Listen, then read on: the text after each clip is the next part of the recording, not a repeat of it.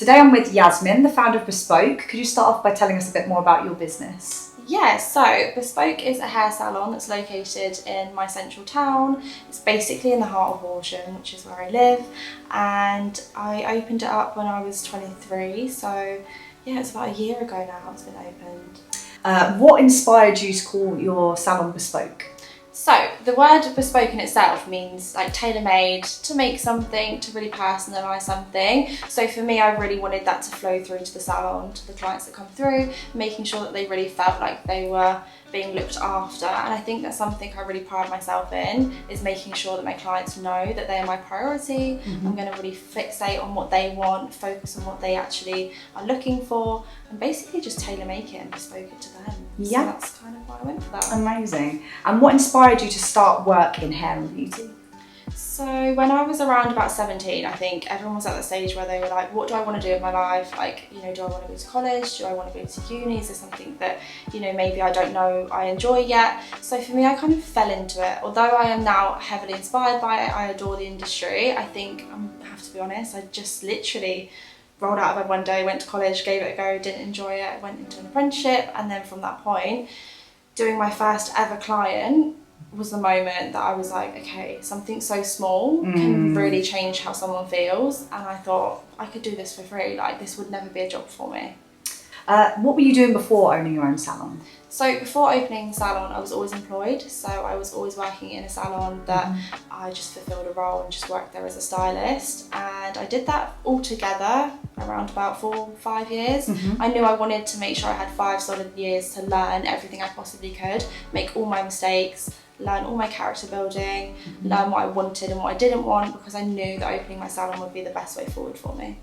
Perfect. And when was the moment that you realised you wanted to create your own space to work?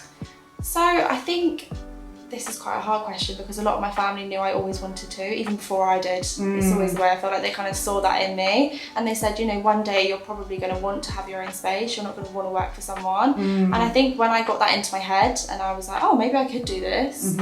Yeah, I probably was around about 19. I literally only just really recently qualified, and I thought I could do this. You know, young and naive. I thought this is easy. So yeah, I kind of locked in to the moment of thinking, actually, I want to have a salon by 23, and that was the time that I put on myself. That I was like, I need to do this. And when I get something in my head, I get something in my head, and I will do it. Love that. What would you say was the biggest challenge of opening a salon?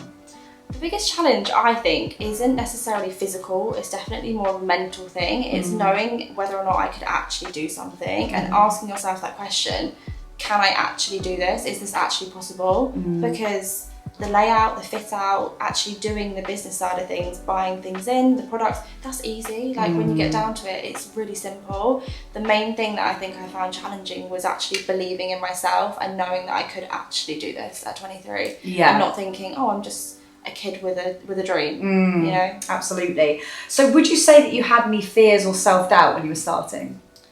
Fears and self-doubt. I think I'd be lying if I said no, but I would love to sit here and say, actually, yeah, no, I was absolutely fine. I didn't care. I was just going to go for it. But I think the biggest fear was probably failing. And actually, when I realised what that actually meant, is that, you know, what actually is failing at the end of the day. You know, if you're trying to do something and it doesn't necessarily go well, that doesn't mean you failed, it means you tried. And I'd rather try than never try. So for me, I think, yeah, it was just the fear of failing. But actually, how can you fail if you think to yourself, you know, I'm happy that I've given this a go. Yeah. And I've given it a shot. What advice would you give a woman today if she wanted to start a beauty or service-based business? The advice that I'd probably give is just try, give it a go, see how you feel, take a step forwards rather than thinking, okay, this is too scary, I'm not sure. I think growth doesn't happen when you're sitting and you're comfortable, so you have to make sure that you're pushing yourself into the uncomfortable to actually grow. So yeah, just give it a go, try. Absolutely. Do you rely on any tools or software to help your business run smoothly? Yeah, definitely. I think everyone needs to make sure they have an online booking system. It just saves yourself a lot of admin time. You know, going back to a notebook and pen just wouldn't have worked for me. So yeah, definitely investing in a booking system that works. Perfect. So how did you get your first clients? So my first clients came through my apprenticeships, through college. I guess that's probably the most way a lot of hairdressers get their first few clients. What has been the most effective way to market your business? For me, social media is definitely one of the biggest things. Growing up in a very Gen Z culture, I think I grew up on social media. I've always had it. Yeah. So Instagram, like taking your befores, your afters, taking like your little pictures from the back was a really great way for clients to see my portfolio before even meeting me. So from that point, they kind of think, okay, I want that person to do my hair. I love their work. Yeah. So I've just had clients filter from there from day one, really. Amazing. And how did you fund the salon at the start?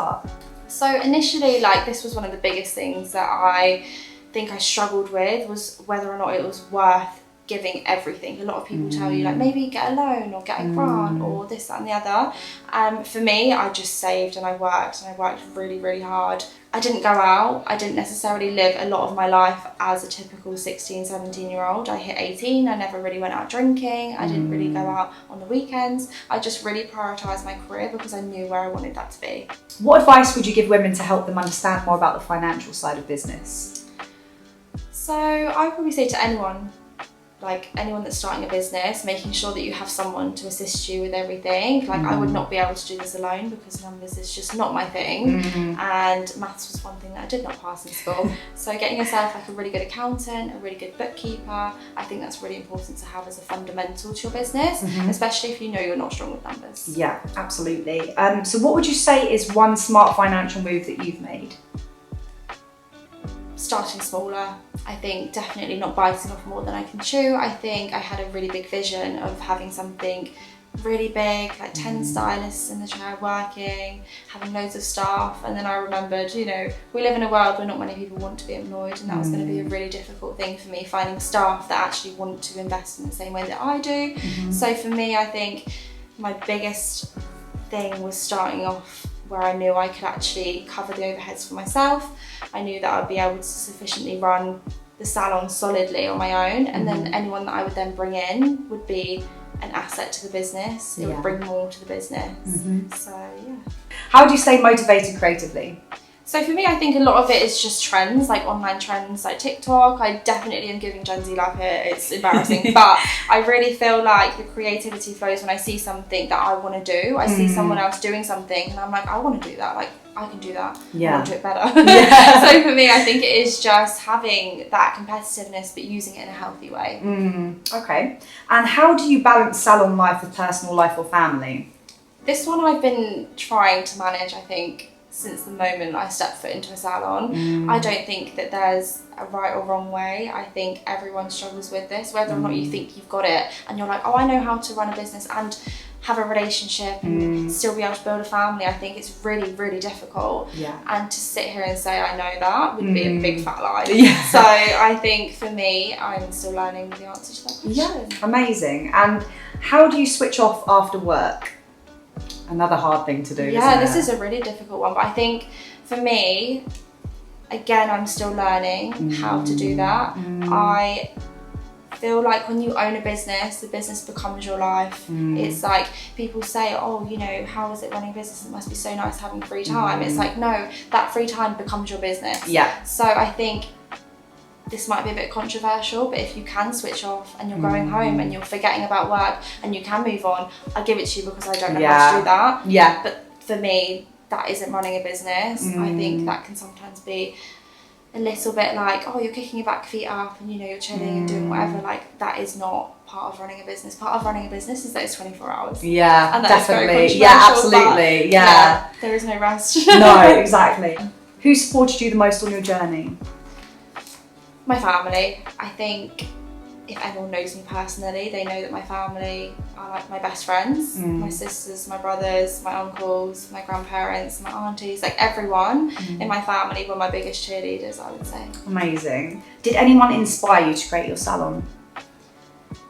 In life, I think everyone has someone that they really look up to and someone that they aspire to be, whether that's family, friends, acquaintances, could even be work colleagues. But for me, the one person I've looked up to my whole entire life is probably my grandma. And that's because she's raised a family, she's had her own children, but she's also raised me and my sister and my brother. And she did that with my grandpa as well. I feel like she was more predominant, you know, she was there all the time, like she made sure we had everything we needed.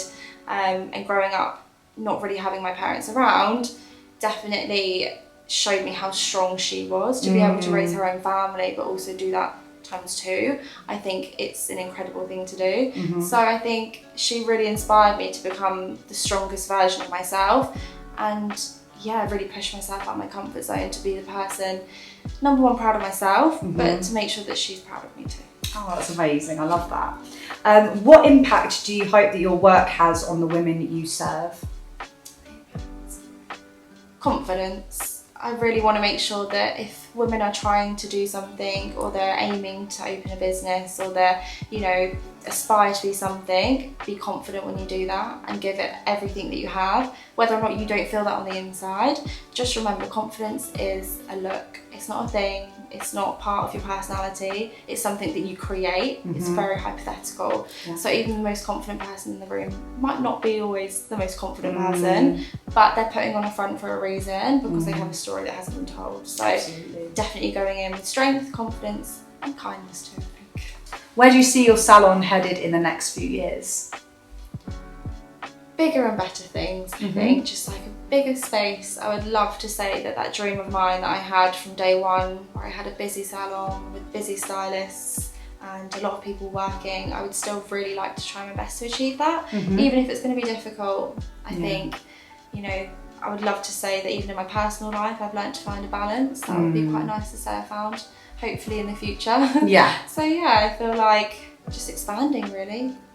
So I'm really intrigued to find out whether you've always been ambitious, always been like very career driven, or whether that came later in life, or how you got into it. I think for me, I've always been a very driven person. I think I hyperfixate on certain situations, and I really try and push myself out of my comfort zone. I think it's a really big part of making sure that I'm really living life and feeling it for its actual authentic self. I think sometimes people can walk through life and really just take it easy breezy, you know, 9 to 5, like it's not a bad thing. But I think for me, I would really suffer. I need to make sure that I'm touching base with things that feel uncomfortable to make sure that I know I'm still growing. So for me, I've always been quite driven, I think. I just had it in my belly.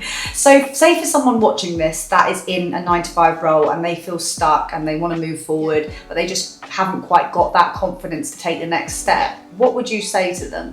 I think my biggest thing I've always told everyone in my life, anyone that sits in my chair, anyone that knows me, is that if the fear of being where you are is bigger than the fear of changing, then you know you need to change. That doesn't mean you necessarily 100% know. It doesn't mean that you're like, I know I want to have a business, I know I want to leave this job, I want to move on.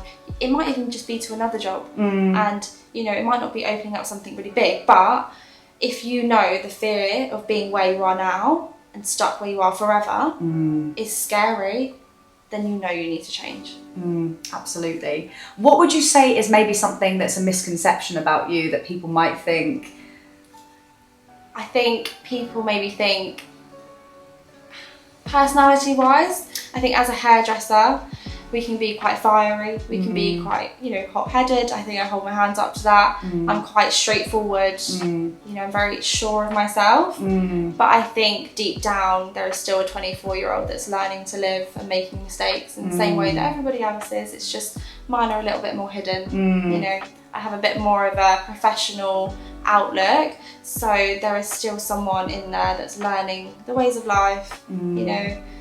And I think the misconception is that I have everything put together. I know everything, I have the answers to everything, and I'm doing everything so well, but I'm also walking in the dark in the same way as everyone else. I'm just maybe doing it a bit more clearer. And I guess I have a lot to show for it, but it doesn't mean that no one else can. What is one myth about hair or beauty you want women to stop believing? That cutting your hair every 6 weeks makes your hair grow. Oh yeah, definitely. That's such a myth. What is one message for the woman watching who needs a confidence boost? Just remember that you're going to be the age that you are now, only for a temporary period of time. We're all going to get old and we're all going to get grey, but just make sure that you take every opportunity as you can and give it your everything, and just fake it till you make it. What's one mistake salon owners should avoid?